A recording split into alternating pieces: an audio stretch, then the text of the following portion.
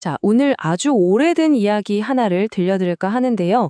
근데 이게 그냥 옛날 이야기가 아니라 어쩌면 오늘날 우리가 겪는 그 막막한 불안감 있잖아요. 그 어려움을 헤쳐나가는데 아주 중요한 열쇠가 될지도 모릅니다. 바로 물 위를 걷는 믿음에 대한 이야기인데요. 이 은유 속에 어떤 의미가 숨어 있는지 지금부터 저랑 같이 한번 파헤쳐 보시죠. 요즘 참 사는 게 쉽지 않다, 이런 생각 많이들 하시죠? 마치 거친 파도가 막 몰아치는 바다 한가운데 나 혼자 덩그러니 떠 있는 것 같은 그런 기분 느껴보신 적 없으신가요? 오늘 우리가 함께 나눌 이 고대의 이야기가요, 바로 그 막막함의 한가운데로 우리에게 말을 걸어옵니다. 사실 우리가 마주한 폭풍은 뭐 한두 가지가 아니잖아요. 생각해보세요. 당장 눈앞에 닥친 기후 위기도 있고 또 우리 삶의 방식을 그냥 송두리째 바꿔버리고 있는 이 인공지능 혁명도 있고요. 사회적으로는 불평등의 골이 점점 더 깊어지고 그 속에서 우리는 나는 도대체 누구지? 이런 근본적인 질문까지 던지게 되죠. 이 모든 게 정말 거대한 파도처럼 우리를 덮쳐오고 있는 겁니다. 근데요, 이렇게 막막한 상황이 성경에 나오는 한 장면이랑 정말 놀랍도록 닮아 있어요. 예수가 없는 배를 타고 거친 바다를 건너던 제자들이 있었거든요. 그런데 갑자기 어마어마한 폭풍에 갇혀버린 거예요. 사방은 칠흑 같은 어둠뿐이고 바다 한가운데서 그들이 느꼈을 그 지독한 고립감과 무력감 상상이 가시나요? 그때가 밤 사경이었다고 해요. 그러니까 새벽으로 넘어가기 직전 하루 중 가장 어둡고 또 가장 추운 시간이죠. 바로 그 시간에 제자들은 폭풍 때문에 정말 한 발짝도 앞으로 나아갈 수가 없었어요. 이 장면 꼭 우리가 사는 모습 같지 않나요? 신은 어디 계신가 침묵하는 것만 같고 아무것도 보이지 않을 때 우리가 길을 잃고 좌절하는 바로 그 모습 말이에요. 바로 그때였어요.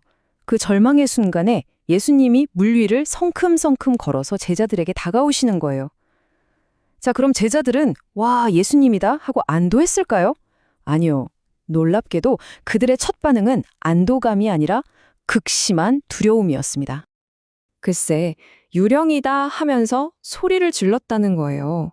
바로 이 지점이 정말 중요합니다. 우리가 생각하는 희망이나 구원은 뭔가 따뜻하고 익숙한 모습일 것 같잖아요. 그런데 이 이야기에서는요, 희망이 우리가 전혀 예상치 못한, 심지어는 굉장히 두렵고 낯선 모습으로 다가올 수도 있다는 걸 보여주는 거죠. 그렇게 공포에 질린 제자들을 향해서 예수님이 말씀하십니다. 안심해라, 나다, 두려워하지 마라. 그냥 들으면 단순한 위로의 말 같죠? 그런데 이 짧은 한마디에 정말 어마어마한 신학적 의미가 숨어 있습니다. 예수님이 하신 이 나다라는 말씀이요, 원문인 헬라어로는 에고 에임이라고 해요. 일상적으로 쓰이면 그냥 걱정 마, 나야, 나 이런 뜻이에요. 제자들을 안심시키는 말이죠. 그런데 이게 전부가 아니라는 겁니다. 이 에고에임이라는 표현에는 훨씬 더 깊은 신학적인 의미가 숨어 있어요. 이게 어디서 나온 말이냐면 구약 성경에서 모세가 신의 이름을 물었을 때 신이 나는 스스로 있는 자니라 라고 대답하거든요. 바로 그 신적인 자기선언과 똑같은 표현인 거예요. 그러니까 이건 그냥 나 예수야 하는 신원 확인이 아니라 내가 바로 그 신이다. 이 모든 혼돈을 다스리는 존재다 라는 신적인 권위를 선포하는 장면인 셈이죠. 자, 이 엄청난 신적인 선언에 단 한 사람이 반응을 합니다. 바로 베드로예요.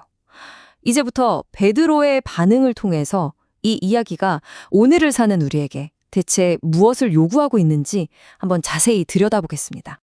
베드로가 갑자기 그러잖아요. 주님, 정말 주님이시면 저도 물 위를 걷게 해주세요. 이게 그냥 무모한 도전이나 호기심으로 보일 수 있는데 사실은 그게 아니에요. 이건 예수님의 그 신적인 정체성을 완전히 믿는다는 신앙 고백인 동시에 그 부르심에 내 온몸으로 응답하겠다는 신뢰의 표현이었던 거죠. 당신이 정말 그분이라면 저도 이 불가능한 일을 할 수 있습니다. 바로 이런 뜻입니다. 유명한 신학자 폴 틸리히가 이런 말을 했어요. 믿음은 그냥 머리로만 믿는 수동적인 신념이 아니라 존재의 용기라고요.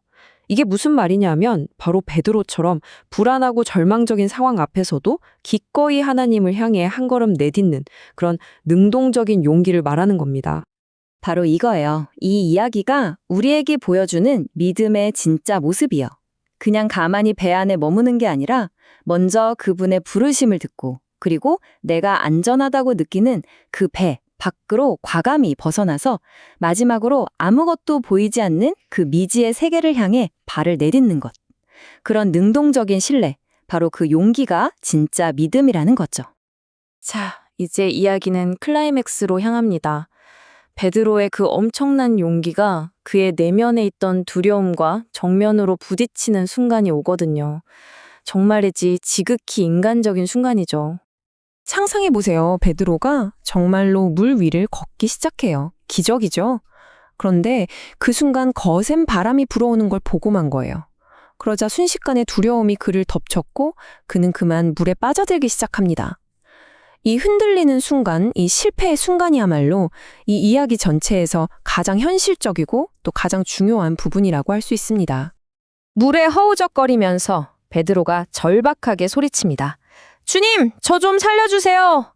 바로 이 외침이야말로 그의 실패가 그냥 좌절로 끝나는 게 아니라 구원으로 이어지는 결정적인 전환점이 됩니다. 네, 바로 이 지점이에요. 이 이야기가 믿음이라는 걸 완전히 새롭게 정의하는 부분이죠. 진짜 강한 믿음은 한 번도 실패하지 않고 의심하지 않는 완벽한 상태가 아니라는 거예요. 오히려 실패하고 두려움에 빠지는 바로 그 순간에 그 속에서 살려주세요라고 외칠 수 있는 능력, 그게 진짜 믿음이라는 겁니다. 그리고 그 절박한 외침은 곧바로 응답을 받습니다. 예수님의 존재 자체가 이 폭풍우 치는 상황 전체를 어떻게 바꾸어 놓는지 한번 보세요. 예수님은 즉시 손을 내밀어서 물에 빠진 베드로를 붙잡아 주십니다. 그리고 두 사람이 함께 배에 오르자마자 거짓말처럼 그 미친 듯이 불던 바람이 뚝 그치는 거예요. 이건 단순히 날씨가 좋아졌다는 게 아니라 그들의 현실 자체가 완전히 변화했음을 상징하는 거죠. 어떤 찬양에 이런 가사가 있죠? 주 여기 계시니 이 깊은 바다가 반석이 되고, 이 가사가 이 이야기의 핵심을 정말 정확하게 짚어내고 있어요. 그러니까 믿음이라는 건 우리 앞에 놓인 폭풍이나 문제를 그냥 뿅 하고 없애주는 마법 지팡이가 아니라는 거예요. 대신 도저히 건널 수 없을 것 같았던 그 깊고 위험한 바다를 우리가 딛고 설 수 있는 단단한 반석으로 바꾸어 놓는 힘이라는 거죠. 이 모든 엄청난 경험을 하고 나서야 배에 있던 다른 제자들도 마침내 깨닫게 됩니다. 그리고 고백하죠. 아, 당신은 정말로 하나님의 아들이십니다. 폭풍을 겪기 전과 후 그들의 관점, 그들이 세상을 보는 눈이 완전히 바뀌어버린 겁니다. 자, 이제 이 오래된 이야기는 다시 여러분 각자의 이야기가 됩니다. 우리 각자가 마주한 폭풍은 다 다르겠죠.